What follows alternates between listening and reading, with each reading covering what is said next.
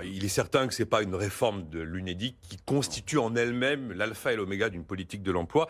Je vais faire réagir Frédéric Boccara. Je vous demanderai ensuite votre position en tant que chef d'entreprise sur l'idée d'un bonus-malus sur les CDD courts. Ça va être l'un des sujets. Et alors là, c'est le chiffre rouge du patronat. Comment vous regardez cette négociation s'ouvrir, Frédéric Boccara? Alors d'abord, il faut regarder une chose, c'est que bien entendu, il y a un certain nombre de dépenses, mais on n'est pas du tout au bord de la faillite du système d'assurance chômage. Il faut que les gens le sachent bien.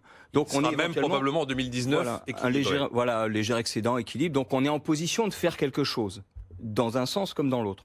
Moi, je pense qu'il y a un problème de conception de l'assurance chômage. Ça ne doit pas être seulement assurer un risque et puis mettre les gens au chaud en attendant.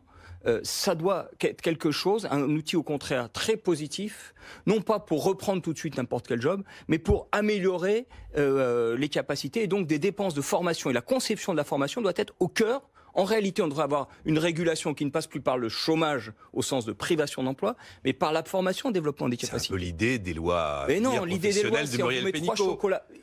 Oui, c'est l'idée qui est utilisée, sauf qu'on met 3 chocolats de formation pour mettre énormément de sanctions. La deuxième chose après, c'est et de diminution de rémunération, parce qu'il faut un maintien de rémunération pour que la formation soit intéressante. La deuxième chose, c'est qu'on parle de bonus-malus. Effectivement, il y a un coût. Bonus-malus sur les contrats, tout ça, ça va faire des choses très administratrices et très dures à gérer, parce que c'est sur un petit bout de truc, c'est sur un contrat, c'est spécifique.